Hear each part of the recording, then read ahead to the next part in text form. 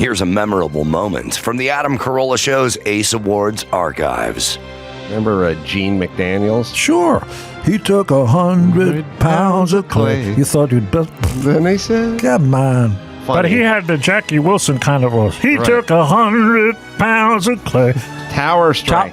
Tower Favorite. Strike. Fantastic, with the big trombone. Don't miss the 2024 Ace Awards this December.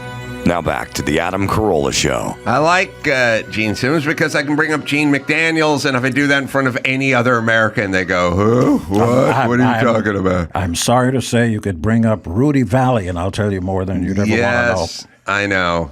It's encyclopedic is what it is. But also sobriety, not sobriety, but I just mean you traveled through all these, everyone else when they go, well, I met Dave Clark 5 at the Whiskey in 1977, they were probably drunk. Yeah. You know what I mean? So it's a little fuzzy in terms of some of the details. But at 13 years of age, I was always invited to Sweet 16s. They used to have these things, girls at 16, and they'd invite, the guys and potato chips and Coca-Cola and stuff like that. That's what we had in those days. And spin the bottle, but that was later. And they'd always invite me because they thought I was older because I was tall and all that. And I noticed early on the guys would start drinking and acting like morons. So like a vulture, I stayed straight on the side, waited for the guys to throw up on the girls' shoes and all that stuff, and then just swoop in and take any girl you wanted. It's really the drama class versus the football team. You guys go out for the football team thinking they're going to get the girls, but really the smart move is going out for the dance or the drama. I took a Pilates class yesterday. Sure. It was me and 31 chicks. It was literally... That sounds terrible. Just me and 31 chicks. There was not any other dick and balls in that room but me. And I was just looking at all the girls. And I thought, smart. And I was looking through the window, and all the guys are doing the slide hacks and the press and the stuff. And they're all hanging into sausage vest in the next room. There's something for everybody. I'm in here with all the chicks. And I thought... I wish I thought of this earlier in life. You know what I mean? I actually figured that out early in school. I took up typing because all the girls were in the typing class. I took stenography, which was like shorthand. Greg You and took Pittman. stenography. Oh, yeah. Home economics right here. Yeah. That's a little... I know. That's a little gay. That's a little gay. But I mean that in a good way. To all our Stenography. friends. Yeah, because all the girls were there. And I got work right away. I worked for Williamson & Williamson, a legal firm, and did, take a note, Miss Simmons. Oh, yeah. Stenographers and stenography machines have abbreviations, right, that you have to know? In court. But with a pen and pad, there's its own alphabet. Like high would be like a check mark kind of a thing. So you can talk at full speed and you basically get it. So it's a little bit like American Sign, and that American Sign Language is kind of its own language. That's right. And it's not just what's being written at the bottom of the screen. You know what that is in sign language. The devil horns? That's rock and roll? No, young man, no. You have a long... So this means I love you. Oh, yeah. I-L-U. And I've got... His Holiness the Dalai Lama is doing it with me, and Clinton, and everybody you got else. everyone doing it. Yeah. Are you bothered? This is a side right now? Side to side. No, I don't like it. What? Marlee Matlin, she does the signing, and she has her spokesperson, and it's a dude. Yeah. I don't like the dude voice coming off the chick. Oh, I thought you meant she should have a chick doing the voice. That's what I'm saying. Oh, you are? Yeah. That's very sexist. I know, but I'm sticking with it. All right. And listen, I wouldn't want a dude coming through a chick voice. Yeah. It's bothersome. I don't like it. Well, I'm taking a stand. some people listening to the show know where you live. I don't really think it's a sexist thing, because I think when you're talking about, so this is from Dancing with the Stars. In Dancing with the Stars, you have to say, I was a judge. we had a chemistry. I liked the way he felt, up against me. Yeah. So we aesthetically we make a good couple. When a dude's voice, You say that. Say what I just said. What, Go ahead. Which one? I like the way he I felt. like the way he felt. I like the way he moved. I like See, it his doesn't. It's chemistry. not right when it's the coming. body felt If I good. was a woman, it wouldn't. Sounds like we're in Yeah, jail. it's, doesn't it's really work. troublesome in the bedroom if you have No, the no, no. It off to the doesn't side. Sounds work. like we're in jail. Yeah. So I'm just saying. That's just me. All right. Sorry, Mayhem. You got No, some. we got some news. The city of Memphis plans a lawsuit against Kia and Hyundai over thefts. I do love when we reverse engineer this stuff. I like when we get angry at the car that's being stolen versus the people that steal the cars. Well, I mean, We're in a weird time where I was talking to Dr. Drew the other day. He was in a pharmacy. He couldn't get to anything because everything was in a cage. Oh, well, that's because of how human beings act, certain human beings. Right. But I'm saying these cars are easy to hack and then steal. And Memphis is angry at the manufacturer. That meant not the people Not the people that steal the cars. Well, but it not just easy to steal, like comically easy to steal. And also the interesting part about this story is that on TikTok it went viral. I in fact did some research and looked how easy it is to break into a Kia or Hyundai just with a USB. They They show it. No. So it's like a conspiracy with the Asian countries, China, who owns TikTok, and Hyundai and Kias and Korea. It's like they let the car be stolen very, very easily. All right. Well, so let's dissect this for a second. If you want to know where I stand on this stuff. Yes. Gene, you want to know? Yes, please. There are things that companies do where they pretend they don't want it to happen, but they profit from it. Yes. You know, How so? the iPhone is shaped like a bar of soap. It's just shaped like a bar of soap. And they do $2 billion a year in replacement and repair because it flies out of everyone's hands, right? I have to apologize. I thought when you mentioned it's shaped like a bar of soap, I thought we were going to the dark side. No, we're still in the light. And glass on all sides. Yeah. And so you go, well, they don't want their product to slip out of people's hands and break. And you could say that about drug companies. I used to say to Dr. Drew all the time, he'd go, well, I know people that are on 90 Norco a day. They're on 90 pain pills a day. And I said, well, that sounds pretty good for the company that makes Norco. And he'd go, no, they don't want that. And I'd go, why don't they want that? And he'd go, they don't want, that. And I'd say, well, look, I take 3 every 7 years. They're not making money off of me, but if someone's doing 50 a day, then they're making money. He'd go, no, they don't want that. Well, they do want that. Yeah. It turns out they wanted that because they're a business. But not just consider the source, but consider where he's saying that. But does Kia and Hyundai want their cars stolen? See, I would say so, yes. You think they do? Yeah, because then. But what's in it for them? Well, the insurance takes the hit because all these cars, they didn't factor this in, I would guess. They didn't factor this in to the insurance rates initially because they didn't know that this was an issue. So then the insurance company pays for the repairs, whatever. Are you and people from buy Boston or someplace? Because the way you say insurance, you say insurance. Where are you from? Oh, man, I'm from America all over. I'm Army brat, so I zigzagged all over this country. Yeah, insurance is the like the black version of McDonald's. Oh, they don't go McDonald's. They go McDonald's. It's a thing. I don't know why it's a thing. It's just McDonald's to us, right? But it's insurance to the white trash and the black folks is Mac. If they could put that insurance, it's almost proper Bostonian. Okay. All right. Well, I spent some time out there. Learned that. You have? Yes. That's where insurance comes from. Insurance business. But yeah, so these the big deal about this is they lack the engine immobilizer. So you don't even have to have the real key or a facsimile. You can just jam a screwdriver in there and no immobilizer, and you can just take right just off. like the movies. Yeah. Yeah. I had my truck stolen. They pulled the F-150? ignition out. No, it's a Datsun Nissan. But I had to start the thing with a flathead screwdriver for like 3 years because I didn't have enough for to replace the ignition. And then the cops pulled me over because they saw that. Consider my perspective, which is when I was growing up, there were no Japanese cars. It was all Chevrolet and Ford and all that. Pontiac. So look, they should correct their ways, these companies, but also it's a slippery slope to start blaming the victim versus They're not the perpetrator. They're not the I first know. one. Other people have done this. Yeah, the other cities have sued over Yeah, this. they're all progressive. And they just did a software upgrade in February 2023 Cities have sued who about what? about this exact thing, that the fact that Kia and Hyundai were so easily stolen. So yeah, Why do cities care?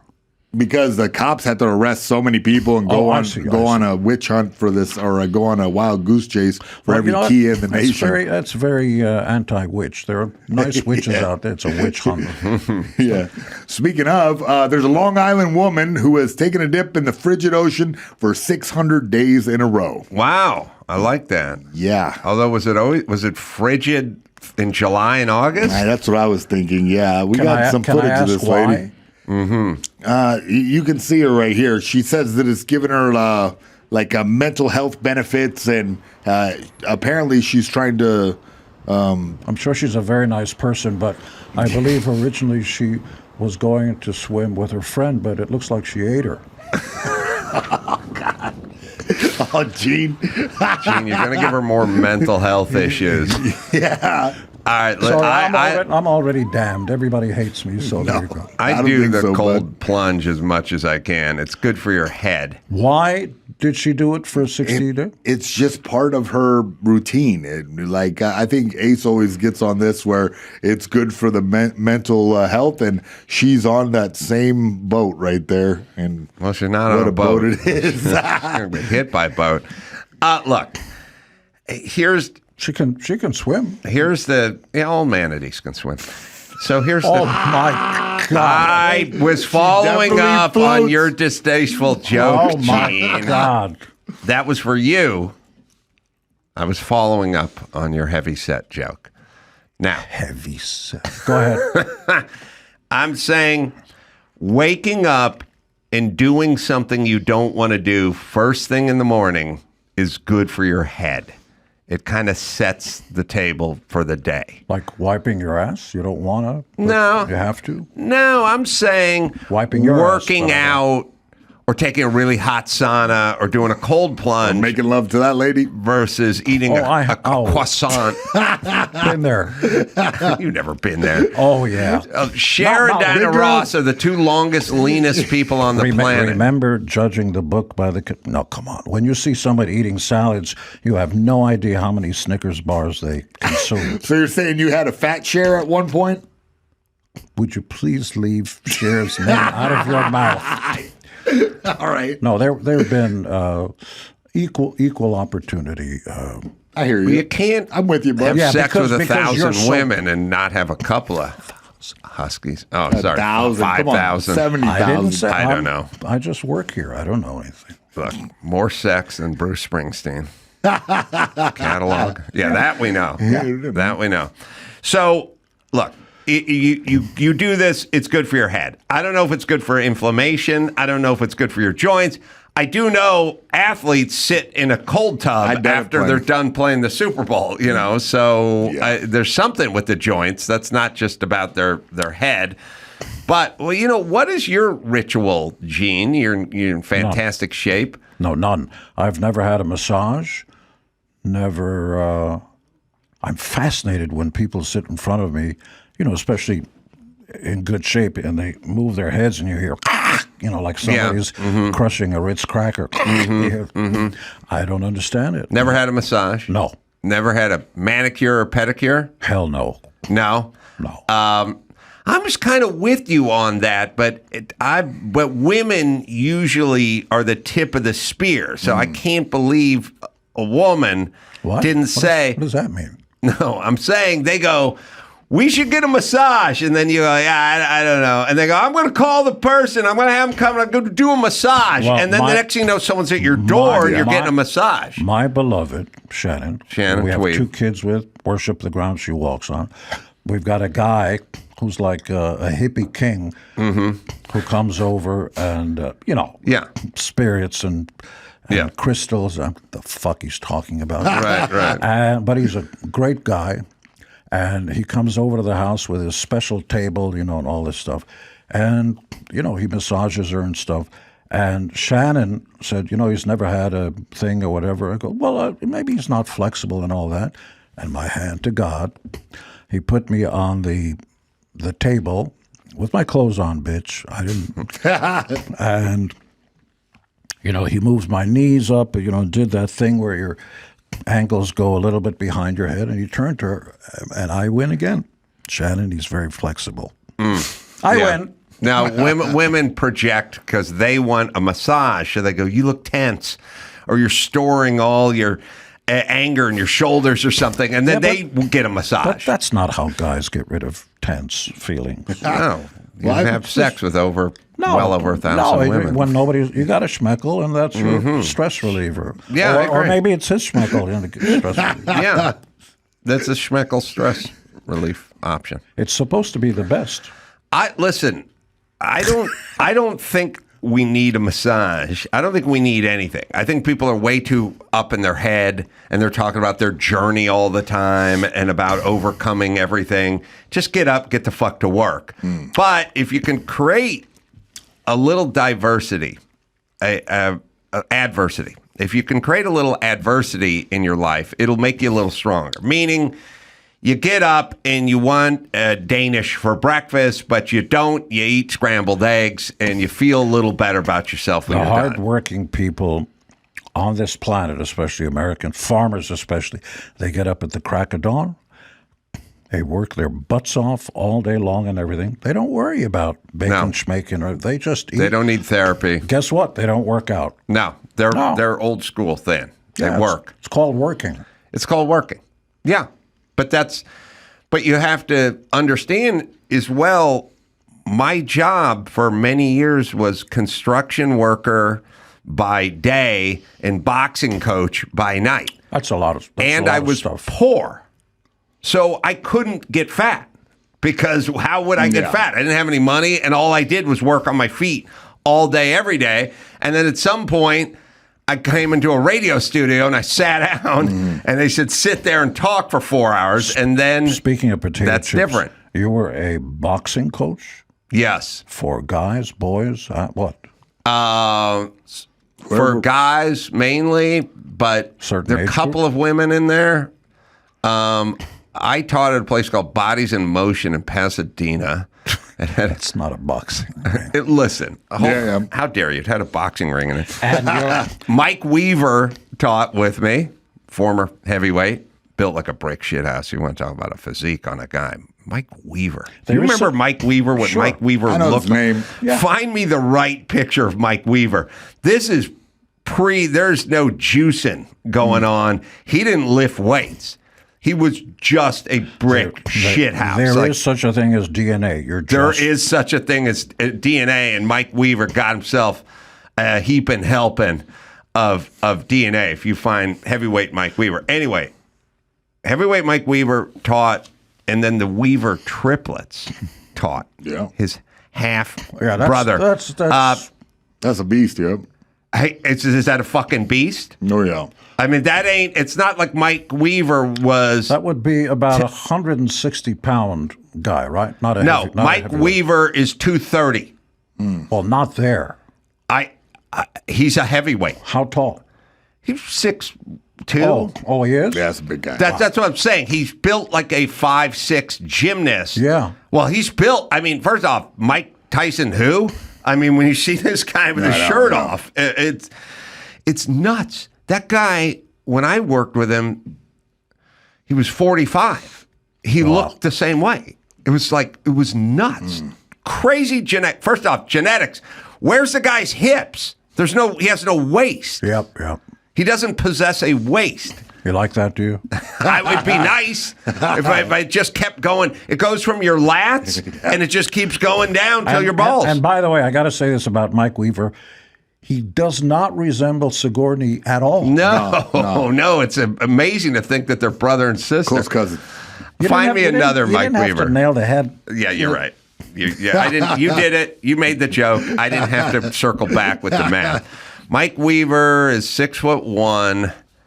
Yeah, that's amazing. 210, but I bet he was. Well, when I knew him, he was probably 230 or whatever. But that guy's fucking jacked. I taught with him, and I taught with his half triplet brothers, Lloyd, Floyd, and Troy. You're making this up. No, there's the Fighting Weaver triplets that I worked with. There, you can find them too. Not Mike Weaver's size. Step one, the most important thing of getting in the ring or getting in front of somebody is what in boxing?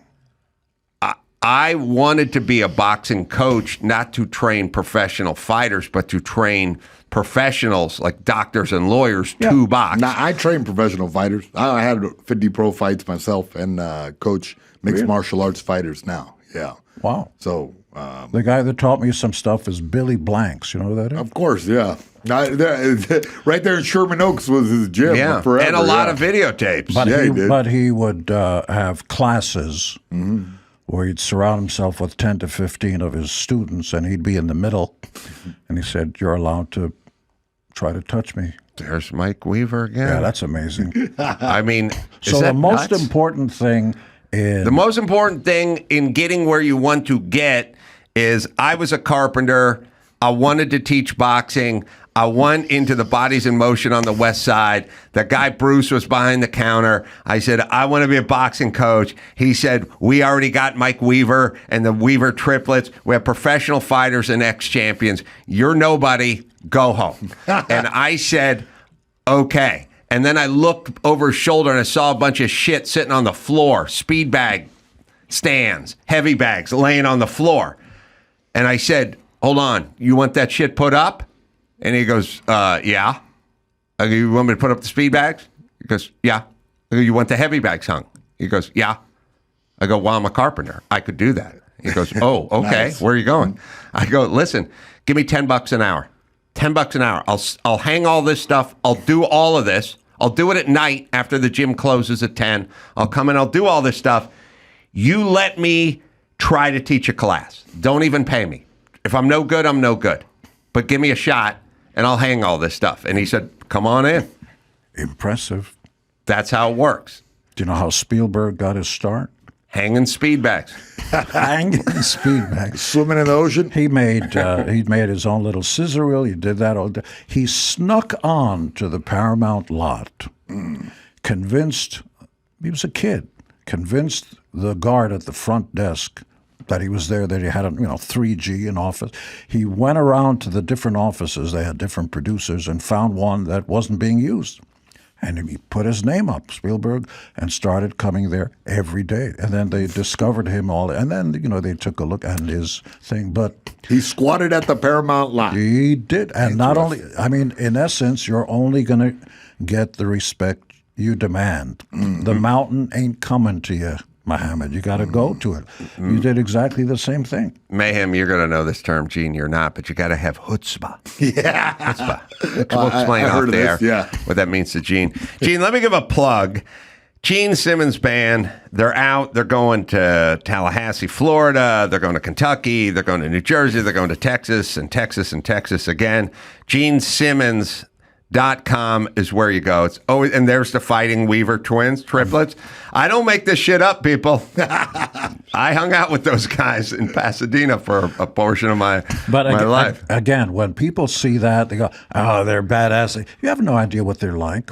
You don't have a clue how much work they put in to get to that point. You just see there's my judgment of them.